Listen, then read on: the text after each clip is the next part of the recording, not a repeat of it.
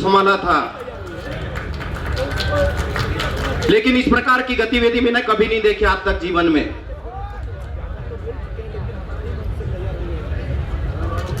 यह मंच जोड़ने वाला है, तोड़ने वाला नहीं है, और आइडियोलॉजी वाला मंच है। एक बार जोरदार नारा लगाइए।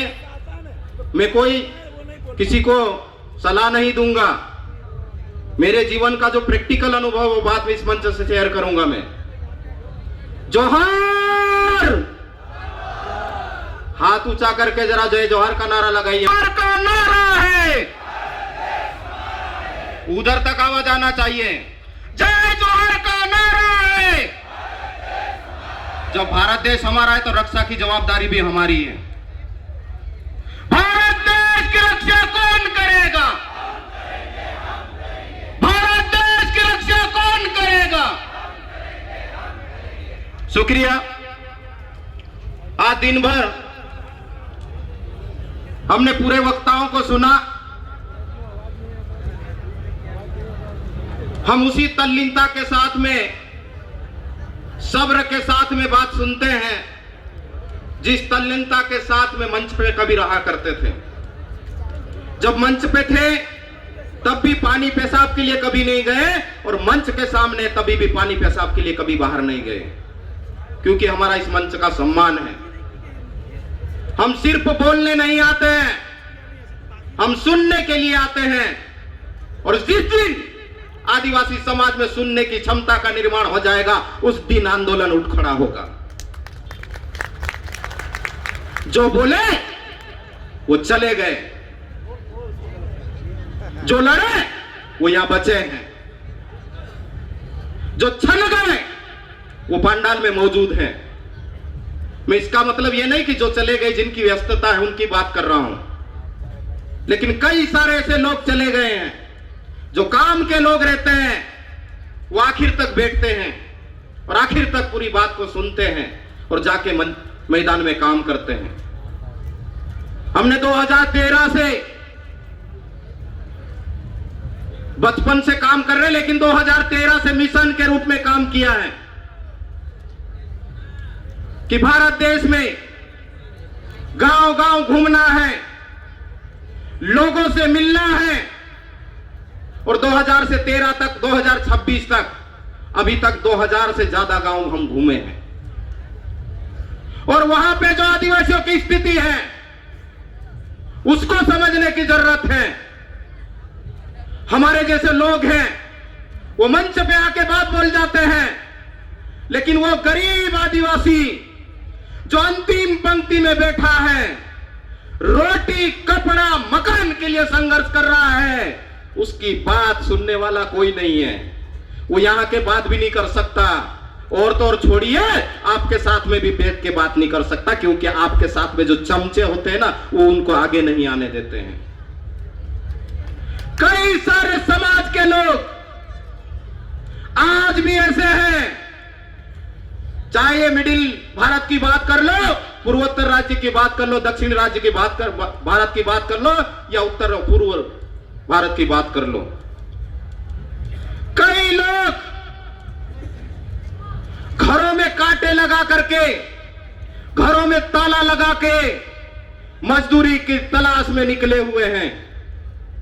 हमारे लोगों ने बहुत अच्छा गाना गाया था, कोरीने जीवणो दादा काय कोरीने जीवेणो, झपले काटा दी दे दाने वाड्या रखने चलिया रे। तो ये जो लाइन है इसको हमको समझने की जरूरत है। सब लोग बोल रहे हैं कि हम लड़ रहे, लेकिन कितना लड़ रहे ये वास्तविक हकीकत अपने आप से पूछो। जब लोगों के बीच में जाते हो तो पता चलता है कि हम युवाओं की बात करते हैं ना, युवाओं का भविष्य क्या है। जिस जमीन को हम मां बोलते हैं वो जमीन हमसे छीन गई है। जिस जंगल से हम नाश्ते रिश्ते की बात करते हैं उन जंगलों की कटाई हो गई है। मैं किसी को इस मंच से क्रिटिसाइज नहीं कर रहा हूं, लेकिन आप एक पेड़ लगाने की बात करते हो, लेकिन अभी 4 दिन पहले का मध्य प्रदेश का दैनिक भास्कर का डाटा है कि मध्य प्रदेश की सरकार 15 लाख पेड़ काटने की अनुमति ऑलरेडी दे चुकी है और कई लोग ऐसे हैं जिनको रोजगार नसीब नहीं है। और आप बात करते समाज को बढ़ाने की, लेकिन उनके लिए हमारा क्या योगदान है? जब गांव में जाके देखते हो तो शिक्षा व्यवस्था की क्या हालत है, क्या होना वो अलग बात है। स्कूली शिक्षा पाठ्यक्रम में, कॉलेज के शिक्षा पाठ्यक्रम में, पीएचडी के रिसर्च के विषय क्या होना वो अलग बात है। लेकिन मेरे समाज का जो नौनिहाल है, देश का भविष्य है, उनकी हालत को जाना क्या आपने? गांवों में स्कूल भवन बनाने की नीति बनी। क्या बनाया? प्राथमिक विद्यालय है और 3 कक्ष बनाए और उसमें भी एक कक्ष आपने ऑफिस के लिए बनाया है। 2 कक्ष में आप 1ली से 3री तक के बच्चों को बिठाते हो और 4थी और 5वीं के बच्चे को एक कक्ष में बिठाते हो। यह हकीकत है। हम बात करते हैं हमारे जनप्रतिनिधियों की। जब यह नीति बन रही थी, मैं भाजपा कांग्रेस की बात नहीं कर रहा हूं, जब स्कूल भवन बनाने की नीति बन रही थी तो हमारे लोग क्या कर रहे थे? यह प्रश्न हम लोगों को पूछना चाहिए, अपने आप से भी पूछना चाहिए कि 40 बच्चों पे एक ही शिक्षक होगा। हमारे गांव में मंजरे टोले में लोग रहते हैं, वह 1ली से 5वीं तक 40 ही बच्चे होते हैं, एक ही शिक्षक वहां पे नियुक्त होता। आप कुछ भी कर लीजिए, रो लीजिए, गा लीजिए, बजा लीजिए, पॉलिसी है। तो ये पॉलिसी की बात कौन करेगा? इसमें मंथन करने की जरूरत है। हम बराबर उलाना देंगे कि ये संगठन, वो संगठन, ये पार्टी, वो पार्टी। अरे भाइयों, जब दिगर समाज के लोग, जब समाज की बात आती है तो सिर्फ दिखावा नहीं करते जैसे हम लोग करते हैं। आज मैंने देखा, मैं भी किसी राजनीतिक विचारधारा से आता हूं। आज की तारीख में यहां कांग्रेस आई, बीजेपी आई, बाप आया, आप आया, हम लोग एक दिन के लिए इकट्ठे होते हैं, लेकिन उस दिन का समाज को इंतजार है जिस दिन मेरे समाज के लोग, चाहे किसी भी राजनीतिक विचारधारा में संबंध रखते हो, लेकिन बैठ के विचार कैसे कर सकते हैं कि आपकी क्या जवाबदारी, हमारी क्या जवाबदारी। आप सत्ता पक्ष में हो तो आपकी क्या जवाबदारी, हम विपक्ष में हैं तो हमारी क्या जवाबदारी। ये विचार हो रहा है क्या? और हमारा सपना वो है, हम सिद्धांत की राजनीति करना चाहते हैं, समाज और देश को बचाने की बात करना चाहते हैं। तो हमको वास्तविकता पे बात करना पड़ेगा, मंथन करना पड़ेगा, चर्चा भी करना पड़ेगी, समय भी देना पड़ेगा। हम लोग बोलते हैं कि हम लोग बिजी हैं, हमारे पास में वक्त नहीं है। सबको मालूम है आज कि आदिवासी एकता परिषद के इस कार्यक्रम में 22-23 राज्य से लोग आए हैं। आपने समय का निर्धारण क्यों नहीं किया? यह हमको सबको अपने आप से पूछना पड़ेगा। सबको जल्दी है, आप एक दिन नहीं बैठ सकते। मैं वास्तविकता बता रहा हूं, मुद्दे की बात होती है, ज्ञापन देने के लिए कितने लोग निकलते, आपने आपसे पूछिए। ये फला व्यक्ति ज्ञापन दे रहा है, ये फला व्यक्ति संगठन ज्ञापन दे रहा है, ये फला राजनीतिक पार्टी की लड़ाई है।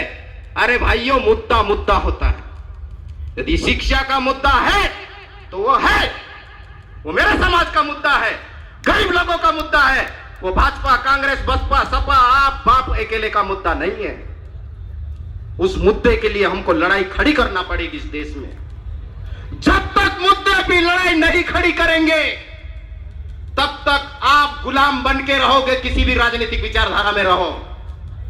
आपको इतनी हिम्मत जुटाना पड़ेगी कि आप जिस भी राजनीतिक विचारधारा में रहना चाहते हो रहिए, लेकिन मेरी बात नहीं सुनते तो मैं भी आपकी विचारधारा को स्वीकार नहीं करता। यह बात हमको कहना पड़ेगी और इतना मात्रा हम में रखना पड़ेगा। अभी अशोक दादा बोल रहे थे, जितेंद्र भाई वसावा ने बोला हमको पढ़ना पड़ेगा, हमको समझना पड़ेगा, अनुभव लाना पड़ेगा। और जब अनुभव और पढ़ाई के साथ में, डाटा तथ्य के साथ में बात करते, दुनिया की कोई भी ताकत झुटला नहीं सकती, ठुकरा नहीं सकती। आंदोलन की जरूरत है, यह आंदोलन है, मजाक नहीं है।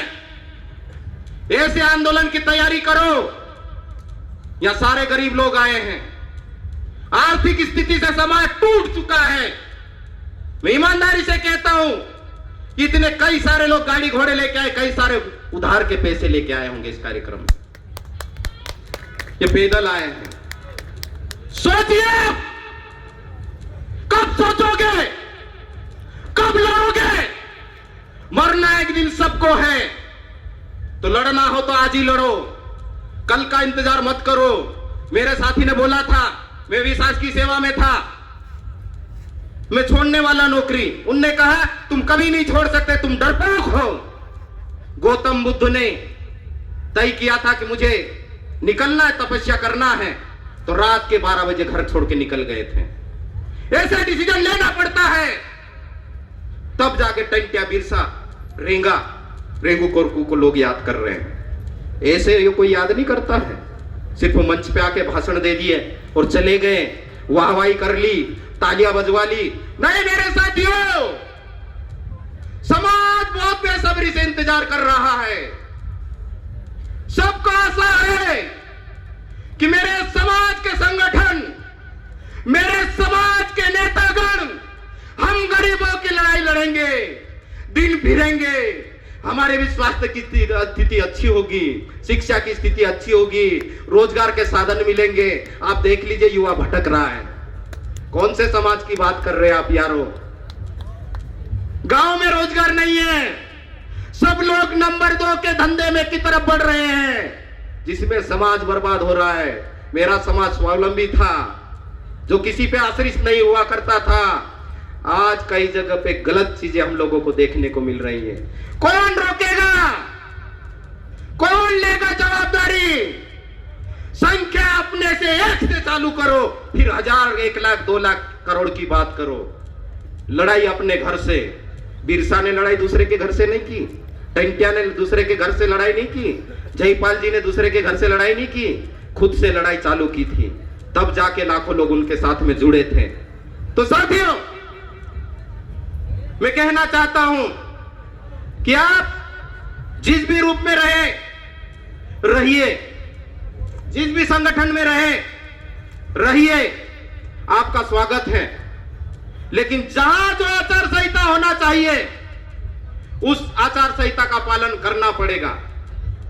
आपका जो मकसद है, आपका कोई ऐसा मकसद है, तो उसके लिए अलग प्लेटफॉर्म है, अलग बात करने का अवसर ढूंढिए। ये जो लोग इकट्ठे हुए हैं ना, बड़े मुश्किल से इकट्ठे हुए हैं। कई लोगों के खून पसीना एक हुआ है, कई लोगों के परिवार बर्बाद हुए हैं, कई लोग झोली टांग के निकले इस समाज में, तब जाके लोग इकट्ठे हुए हैं। ऐसे कोई इकट्ठा नहीं होता है। एक समय ऐसा था, लोग बोलते थे कि आदिवासी एकता परिषद नाचने गाने वाली है, संस्कृति करते हो, संस्कृति का खाना देगी। मैं कहता हूं, संस्कृति खाना देती है, पीना भी देती है, और संस्कृति जिंदा भी रखती है। आप संस्कृति को छोड़ दीजिए। अभी एक मेरा भाई बोल रहा था कास्ट सर्टिफिकेट की बात, संस्कृति, परंपरा, इतिहास, इसको छोड़ दीजिए, आपका कास्ट सर्टिफिकेट नहीं मिलने वाला। तो साथियों, बात गंभीर है, बात भाषणों में नहीं है, बात चर्चाओं में नहीं है, बात लोगों में जनाधार खड़ा करने की है।